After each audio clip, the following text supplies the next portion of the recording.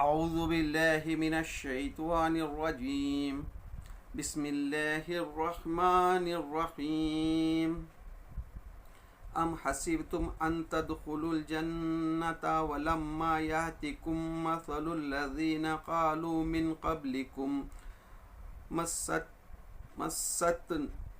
مستهم البأساء والضراء وزلزلوا حتى يقول الرسول والذين آمنوا معه متى نصر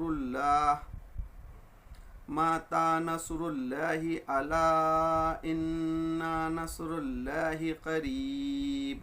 صدق اللہ العظیم۔ عزیز ساتھیوں، دوستوں، بزرگوں، ماؤں، بہنوں، السلام علیکم رحمۃ اللہ وبرکاتہ۔ آج دوسری تراویح، پہلی تراویح میں پہلا پارہ اور دوسرا آدھا پارہ کی تلاوت ہو گئی۔ آج انشاءاللہ دوسری تراویح میں دوسرا آدھا پارہ اور تیسرا پارہ کی تلاوت کی جائے گی۔ تو انشاءاللہ ہم دوسرا آدھا پارہ اور تیسرا پارہ، جس میں سورہ بقرہ اور سورہ آل عمران، یہ دو صورتیں کی تلاوت ہوگی، تو اس کا مختصر خلاصہ ہم آپ کے سامنے رکھنے کی کوشش کریں گے۔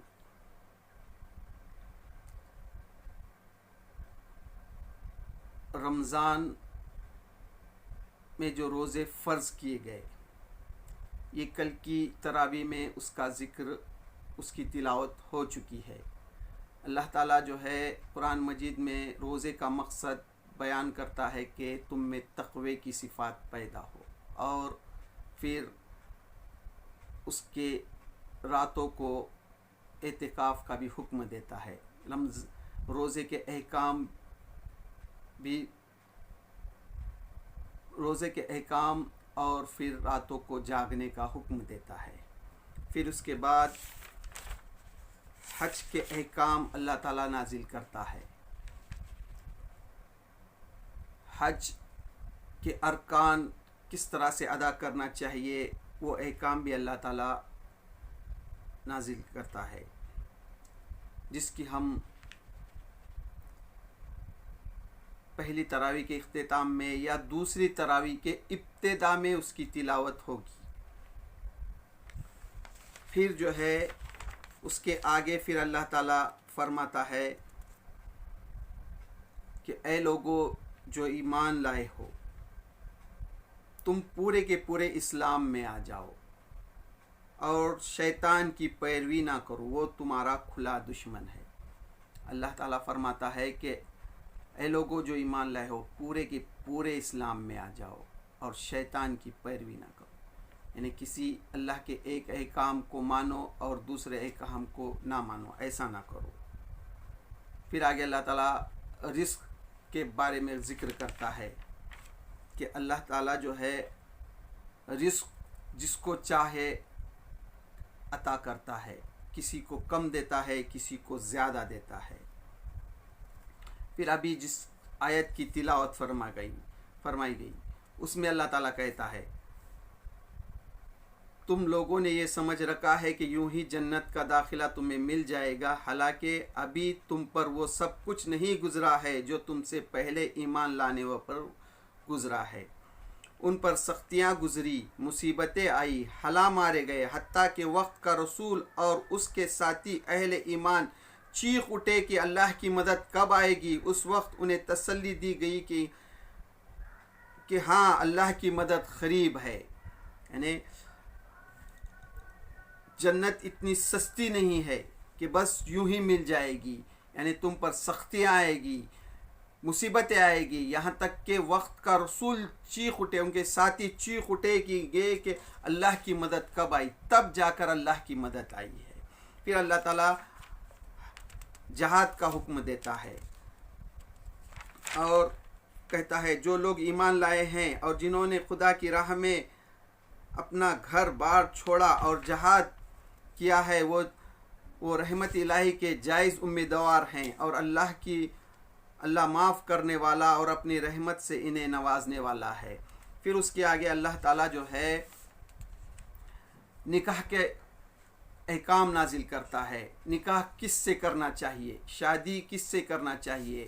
تو اللہ تعالیٰ یہاں فرماتا ہے کہ اور اپنی عورتوں کا نکاح مشرک مردوں سے کبھی نہ کرو، مشرک جو مرد ہیں ان کے ساتھ کبھی بھی اپنے عورتوں کا نکاح نہ کرو جب تک کہ وہ ایمان لائے، جب تک کہ وہ ایمان نہ لائے۔ ایک مومن غلام مشرک سے بہتر ہے، مومن جو غلام ہے وہ مشرک سے بہتر ہے، اور وہ تمہیں اگرچہ وہ تمہیں بہت پسند ہو، یہ لوگ تمہیں آگ کی طرف بلاتے ہیں، اور یہ لوگ جو ہے تو تمہیں آگ کی طرف بلاتے ہیں۔ اللہ اپنے اذن سے تم کو جنت اور مغفرت کی طرف بلاتا ہے۔ اس طرح سے اللہ تعالیٰ جو ہے مشرک مرد ہو یا مشرک عورت، چاہے تمہیں کتنا بھی پسند ہو، ان سے ہرگز نکاح نہ کرنا چاہیے، اس کے احکام نازل کرتا ہے۔ پھر اس کے آگے اللہ تعالیٰ طلاق کے احکام نازل کرتا ہے، پھر طلاق کس طرح سے دینا چاہیے، کیسی حالات میں طلاق دینا چاہیے، اس کے احکام جو ہے نازل کرتا ہے۔ پھر اس کے آگے جو ہے اللہ تعالیٰ پھر جو ہے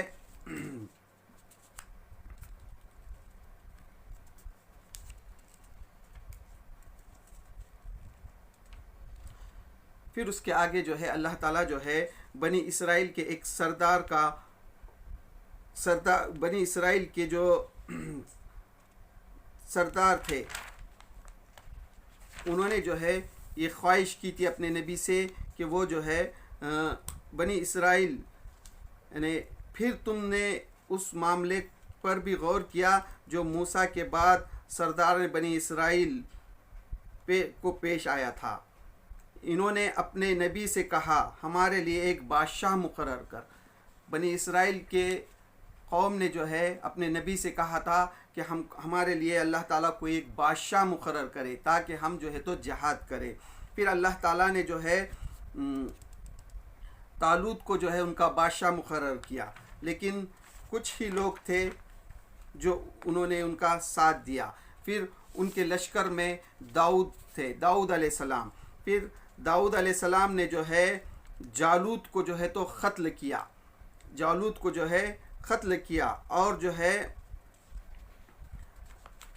اس سے پہلے جو ہے اللہ تعالیٰ جو ہے یہاں پر جو ہے وہ جو لشکر ہے ان کو لیے جو ہے یہ حکم نازل کرتا ہے کہ تم جو ہے ایک دریا سے گزرو گے، تو وہ دریا کا پانی جو ہے تم جو ہے صرف اتنا ہی پینا، بلکہ سیر ہو کر پیٹ بھر کر نہیں پینا، لیکن وہ لوگ جو ہے اس کو پیٹ بھر کر وہ پانی کو پیتے ہیں، اور پھر بعد میں اپنے بادشاہ سے کہتے ہیں کہ اے بادشاہ ہم تو تھک گئے ہیں۔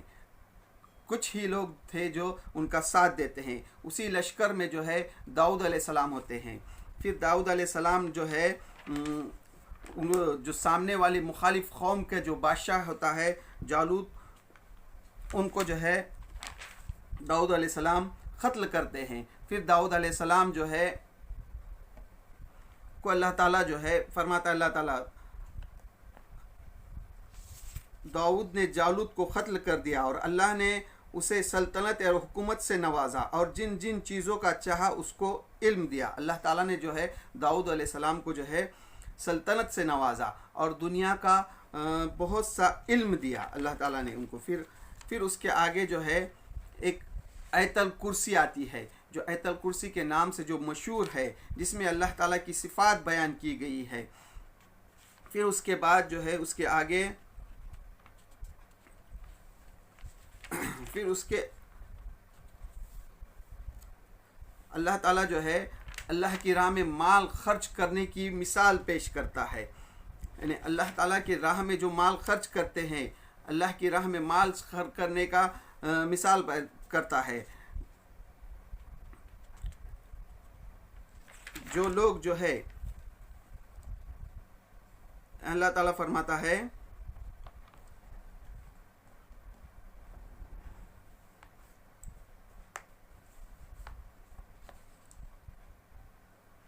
پھر جو ہے اس کے بعد اللہ کی راہ میں مال خرچ کرنے کا بھی ذکر کرتا ہے اللہ تعالیٰ، اور جو ہے ابراہیم علیہ السلام کا واقعہ بھی بیان کرتا ہے۔ ابراہیم علیہ السلام جو ہے ابراہیم علیہ السلام کا اور جو نمرود کا جو جھگڑا ہوا تھا، ابراہیم علیہ السلام سے نمرود نے کہا تھا کہ تمہارا رب کون ہے؟ تو ابراہیم علیہ السلام نے کہا تھا کہ میرا رب وہ ہے جو سورج کو پورب سے نکالتا ہے اور پشچم میں ڈبا دیتا ہے۔ یعنی ابراہیم علیہ السلام اور نمرود کا جو واقعہ ہے یہاں پر بیان کیا گیا ہے۔ پھر اس کے بعد جو ہے ریاکاری کا ذکر ریاکاری، مال جو خرچ کرتے ہیں دکھاوے کے لیے، اس کے بھی احکام اللہ تعالیٰ نازل کرتا ہے۔ یعنی یہاں مثال دیتا ہے اللہ تعالیٰ جو ہے جو شخص جو بھی اللہ کی راہ میں مال خرچ کرتے ہیں ان کی جو ہے اے ایمان لانے والو اپنے صدقات کو احسان جتا کر اور دکھ دے کر اس شخص کی طرح خاک میں نہ ملاؤ جو اپنا مال محاذ لوگوں کے دکھانے کو خرچ کرتے ہیں۔ یعنی جو لوگوں کو دکھانے کے لیے مال خرچ کرتے ہیں، ریاکاری کرتے ہیں، اس کے احکام جو ہے اللہ تعالیٰ پھر نازل کرتا ہے۔ یعنی ان کا مال جو ہے تو ضائع ہو جائیں گا۔ یعنی اس کی مثال اللہ تعالیٰ یہاں دیتا ہے کہ جو لوگ خرچ کرتے ہیں اور نہ اللہ پر ایمان رکھتے ہیں نہ آخرت پر، اس کی خرچ کی مثال ایسی ہے جیسا ایک چٹان تھی جس پر مٹی کی تہ جمی ہوئی تھی، اس پر جب زور کا بارش برسی تو ساری مٹی بہہ گئی اور صرف چٹان کی چٹان رہ گئی۔ یعنی جو ریاکاری کرتے ہیں مال خرچ کر کے، ریاکاری دکھاوے کے لیے مال خرچ کرتے ہیں، اس کی مثال اللہ تعالیٰ دیتا ہے کہ پہاڑ پر ایک مٹی جمی ہے، جب بارش ہوئی تو مٹی بہہ گئی اور صرف چٹان رہ گئی۔ اور بخلاف اس کے جو اللہ کے راہ میں خالص رضا الہی کے لیے مال خرچ کرتے ہیں، پھر اس کی بھی مثال بیان کرتا ہے اللہ تعالیٰ۔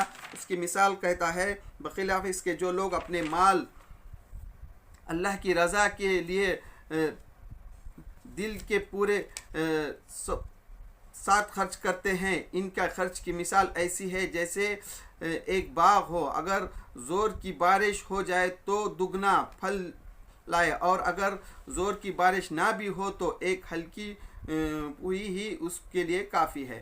یعنی اگر ایک باغ ہے، اگر اس میں زور سی بارش ہو گئی تو دگنا اجر ہے، لیکن اگر زور کی بارش نہیں بھی ہوئی، ہلکی پھلکی بھی ہو گئی تو بھی جو ہے اس کو پھل ملے گا۔ تو اس طرح سے اللہ کی راہ میں مال خرچ کرنے کی اللہ تعالیٰ پھر مثال پیش کرتا ہے۔ پھر اس کے بعد جو ہے اللہ تعالیٰ اس میں احکام بتاتا ہے یہ کہ حکمت، اللہ تعالیٰ نے جس کو حکمت دی اسے بہت بڑی دولت مل گئی۔ اللہ تعالیٰ فرماتا ہے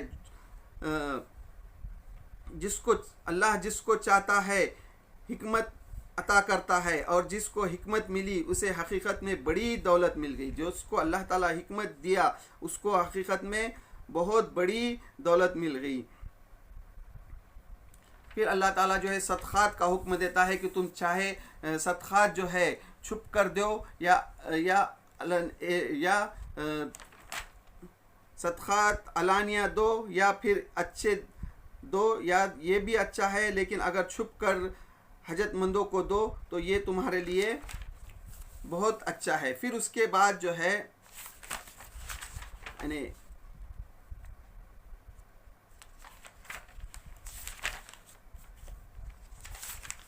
صدقات جو ہے علانیہ دو یا چھپ کر دو، یہ اس کا احکام نازل کرتا ہے۔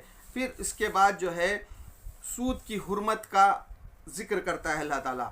سود جو ہے سود کے احکام نازل کرتا ہے، یعنی سود خور جو ہے یہ جو ہے اللہ کے ساتھ جو ہے تو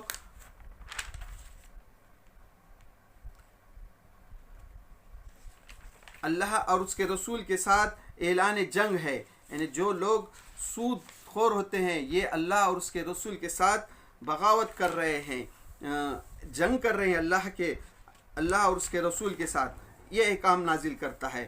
پھر جو ہے سورہ بقرہ کے اختتام پر جو ہے اللہ تعالیٰ فرماتا ہے اللہ کسی متنفس پر اس کی مقدار سے بڑھ کر ذمہ داری کا بوجھ نہیں ڈالتا. ہر شخص نے جو نیکی کمائی ہے اس کا پھل اسی کے لیے ہے اور جو بدی سمیٹی ہے اس کا وابل اسی پر ہے.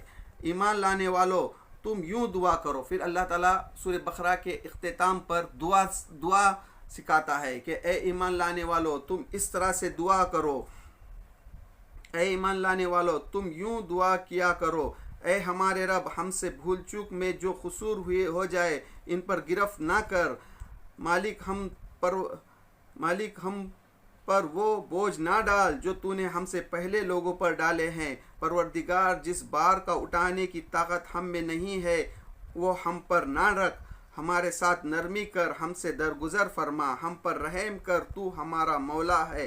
کافروں کے مقابلے میں ہماری مدد فرما. اس طرح سے اللہ تعالیٰ جو ہے کس طرح سے اللہ سے دعا کرنا چاہیے وہ سکھاتا ہے. اب جو ہے سورہ آل عمران شروع ہو رہی ہے. اب سورہ آل عمران کو جو ہے سمجھنے کے لیے یہ بھی جو ہے مدنی صورت ہے, مدینے میں نازل ہوئی ہے.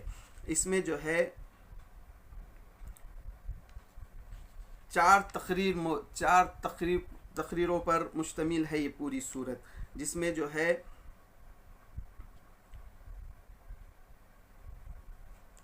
جنگ بدر کا جو واقعہ پیش آیا تھا, جنگ بدر پر تبصرہ ہے. پھر اس کے بعد جو ہے جنگ بدر کے بعد جو ہے مشرکین جو تھے, مشرکین ہو جو ایک دم جنگ بدر کا جو واقعہ پیش آیا تھا, جنگ بدر میں جو ان کو ہار ہوئی تھی, گویا یہ تھا کہ بھیڑیوں کے چھتے میں پتھر مارنا, اس طرح سے جو ہے اس طرح سے وہ یہ ہو گئے تھے.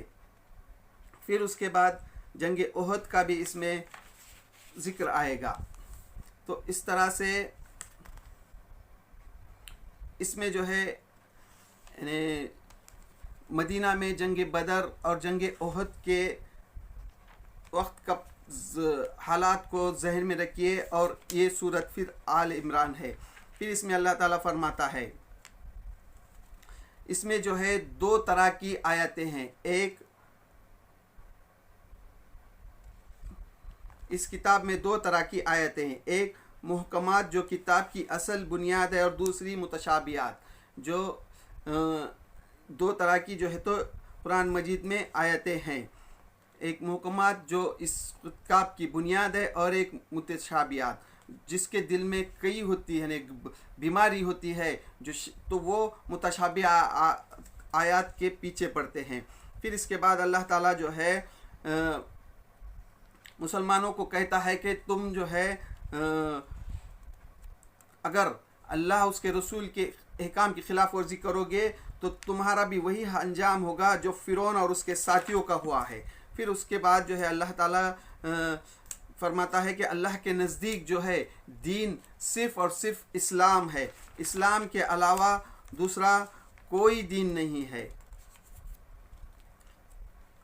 یعنی جتنے بھی دنیا میں اللہ تعالیٰ نے جتنے بھی نبی بھیجے, آدم علیہ السلام سے لے کے آخری نبی حضرت محمد مصطفیٰ صلی اللہ علیہ وسلم تک, ہر نبی کی دعوت جو ہے, ہر نبی نے اسلام ہی کی دعوت دی. یہی جو محمد صلی اللہ علیہ وسلم جو دعوت لے کر آئے ہیں اسی کی دعوت دی. تو اللہ کے نزدیک صرف اور صرف دین جو ہے اسلام ہے.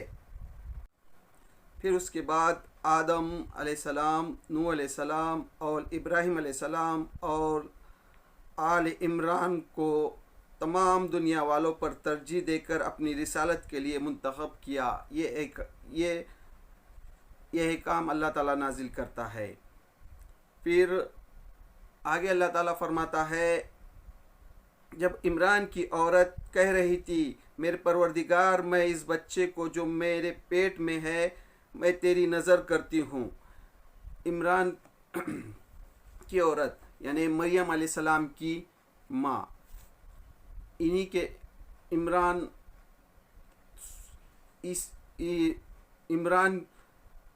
سورہ آل عمران اسی کے نام سے یہ سورت ہے. مریم علیہ السلام کی ماں کو جب حامل ہو گئی تو وہ اللہ تعالیٰ سے کہہ رہی تھی کہ اے اللہ یہ جو بچہ ہے میں تیرے لیے نظر کرتی ہوں، بیت المقدس کے لیے وقف کرتی ہوں۔ تو جب ان کو اولاد ہوئی تو وہ لڑکی ہوئی مریم، وہ کہنے لگی اے اللہ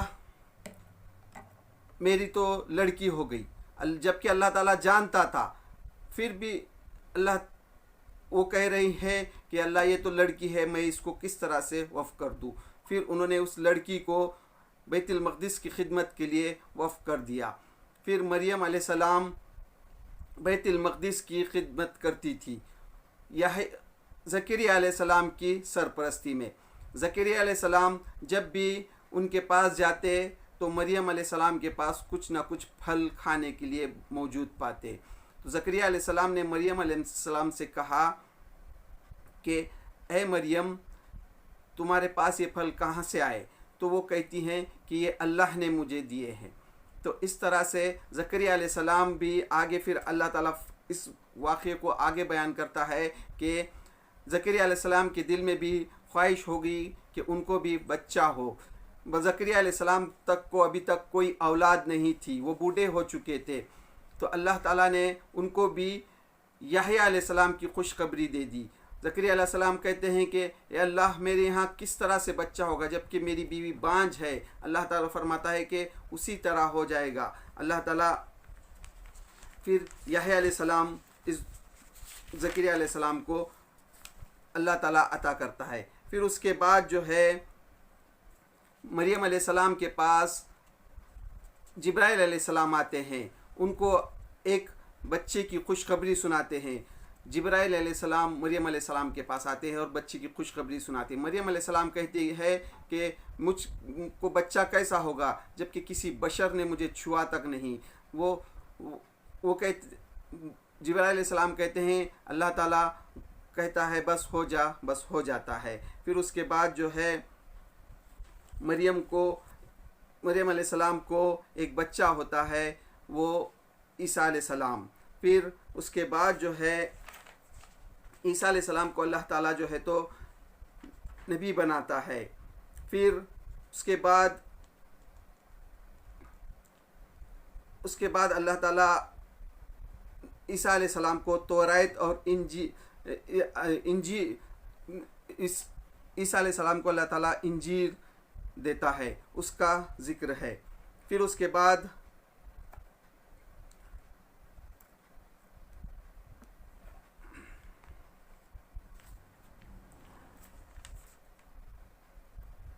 اس کے آگے پھر اللہ تعالیٰ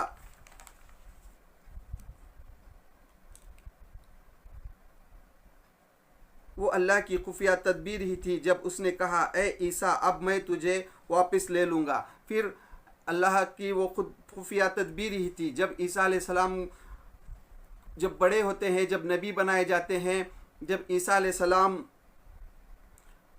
کو قوم جب انکار کرتی ہے تو اللہ تعالیٰ کہتا ہے کہ عیسیٰ ہم تم کو واپس لے لیں گے۔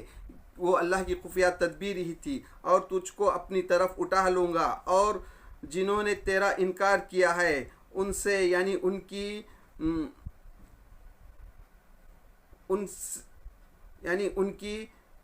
کی گندے ماحول میں ان کے ساتھ رہنے سے تجھے پاک کر دوں گا، اور تیری پیروی کرنے والوں کو قیامت تک ان لوگوں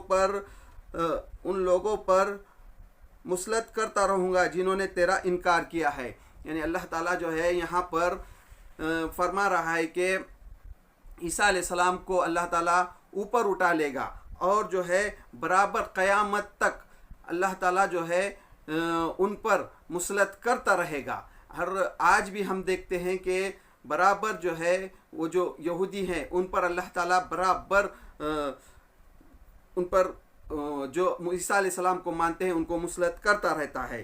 پھر اس کے آگے اللہ تعالیٰ فرماتا ہے اللہ کے نزدیک عیسیٰ کی مثال آدم کی سی ہے۔ اللہ نے آدم کو مٹی سے پیدا کیا اور حکم دیا کہ ہو جا، اور ہو گیا۔ یعنی اللہ تعالیٰ جو ہے مثال بیان کرتا ہے کہ عیسیٰ علیہ السلام کی مثال جو ہے آدم علیہ السلام کی جیسی ہے۔ جیسا اللہ تعالیٰ نے آدم علیہ السلام کو مٹی سے پیدا کیا، اسی طرح عیسیٰ علیہ السلام کو بھی بغیر باپ کے پیدا کیا۔ پھر اللہ تعالیٰ اس کے آگے فرماتا ہے، اپنے نبی سے خطاب کر کے فرماتا ہے، اے نبی، یہ اہل کتاب جو آپ صلی اللہ علیہ وسلم کو وہاں پر مدینہ میں جو انکار کرتے تھے اور طرح طرح سے جو باتیں کرتے تھے، تو اللہ تعالیٰ فرماتا ہے ان سے، اے نبی، ان سے کہو کہ آؤ ہم اور تم خود بھی آ جاؤ اور اپنے اپنے بال بچوں کو بھی لے آؤ، اور خدا سے دعا کرو کہ جو جھوٹا ہو اس پر خدا کی لعنت۔ یعنی اللہ تعالیٰ جو ہے اپنے نبی سے کہتا ہے کہ بلاؤ اہل کتاب کو بھی، اور اہل کتاب کو آؤ اپنے بال بچوں کے ساتھ، اور میں بھی اپنے بال بچوں کے ساتھ آتا ہوں، اور جو جھوٹا ہے اس پر خدا کی لعنت ہو۔ اس طرح سے اللہ تعالیٰ اس میں فرماتا ہے۔ پھر اس کے آگے جو ہے اللہ تعالیٰ اہل کتاب کو کہتا ہے، اے اہل کتاب، تم ابراہیم کے بارے میں ہم سے کیوں جھگڑا کرتے ہو؟ توراۃ اور انجیل تو ابراہیم کے بعد ہی نازل ہوئی ہے، یعنی ابراہیم علیہ السلام کے بعد توراۃ اور انجیل نازل ہوئی ہے، تم ابراہیم علیہ السلام کے بارے میں کیوں جھگڑا کرتے ہو؟ پھر اس طرح ابراہیم نہ یہودی تھا نہ عیسائی، بلکہ وہ تو ایک مسلم تھا۔ ابراہیم علیہ السلام جو ہے یہودی بھی نہیں تھے اور نہ عیسائی تھے، بلکہ وہ جو ہے ایک مسلم تھے۔ پھر اس کے آگے اللہ تعالیٰ سورہ آل عمران میں فرماتا ہے کہ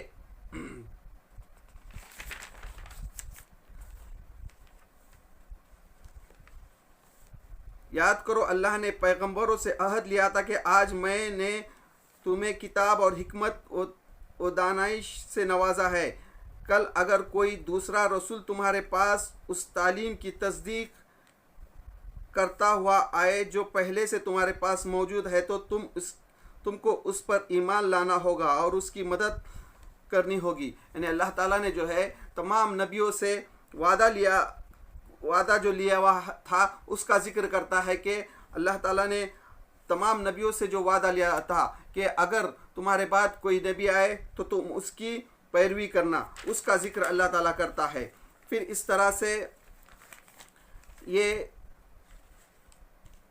چوتھا پارہ جو ہے اختتام کو پہنچتا ہے، پھر اس میں جو ہے اختتام کو پہنچ جاتا ہے۔ اس میں جو ہے پھر اللہ تعالیٰ ابراہیم، اسماعیل اور یہ سب جو نبی تھے یہ سب جو ہے تو مسلم تھے، اس کا بھی ذکر کرتا ہے۔ پھر اللہ تعالیٰ یہاں پر جو ہے آخر میں یہ فرماتا ہے، جن لوگوں نے کفر اختیار کیا اور کفر ہی کی حالت میں جان دی، ان میں سے کوئی اگر اپنے آپ کو سزا سے بچانے کے لیے روئے زمین بھر کی بھی سونا فدیے میں دے تو اسے قبول نہ کیا جائے گا۔ پھر آخر میں اللہ تعالیٰ سورہ کے اس پارے کے اختتام پر فرما رہا ہے کہ اگر کوئی شخص دنیا بھر کا سونا بھی اگر آخرت میں دے تو وہ اس کو نجات نہیں ملے گی، ایسے لوگوں کے لیے دردناک سزا تیار ہے اور وہ اپنا کوئی مددگار نہ پائے گے۔ یعنی قیامت کے دن جو ہے انسان دنیا بھر کا سونا بھی دے گا تو بھی جو ہے تو اس کی جو ہے کوئی کام نہیں آئے گا، یعنی سونا دینے میں اسے قبول نہیں کیا جائے گا۔ تو اس طرح سے یہ تھا دوسری تراویح میں ہم جو تلاوت کر رہے ہیں اس کا مختصر سا خلاصہ جو میں نے آپ کے سامنے کی رکھنے کی کوشش کی۔ تو اللہ سے دعا ہے، اللہ ہم جو تراویح میں جو قرآن مجید کی تلاوت کی جا رہی ہے، یہ اللہ یہ قرآن مجید جو ہے عربی زبان میں ہے اور ہم اس کو نہیں جانتے، یا اللہ یہ ہم جو کوشش کر رہے ہیں اس کا مقصد صرف اور صرف اللہ یہ ہے کہ اللہ تیرے کلام کو سمجھ سکے۔ تیرا جو یہ کلام ہے عربی زبان میں ہے اور ہم اس کو نہیں جانتے، ہم عربی کو بھی صحیح پڑھنا بھی نہیں آتا، ہم کو اردو بھی صحیح پڑھنا نہیں آتا، صرف اور صرف اے اللہ یہ کوشش ہے کہ تو تیرے ہم کلام کو سمجھے، ہم جو تراویح میں جو تلاوت کی جا رہی ہے اس کو سمجھے، اور اس کے پیچھے مقصد یہی ہے اللہ کہ اس کام کے لیے اچھے علماء کرام اٹھے اور یہ کام کو انجام دے۔ ہم ہر سال جو ہے تو رمضان آتے ہیں اور ہم تراویح میں قرآن مجید کی تلاوت کرتے ہیں لیکن اس کے معنی کو ہم سمجھنے کی کوشش نہیں کرتے. اللہ اس سے مقصد یہی ہے کہ ہم جو ہے یہ جو تیرا عربی کلام ہے اس کو سمجھے اور اس کو سمجھ کر عمل کرے. اللہ سے دعا اللہ ہم جو یہ کوشش کر رہے ہیں اس کو قبول فرما اور اس کو سمجھنے میں ہم سے جہاں بھی غلطی ہو رہی اس کو معاف کر دے. وآخر الدعوانا الحمد للہ رب العالمین.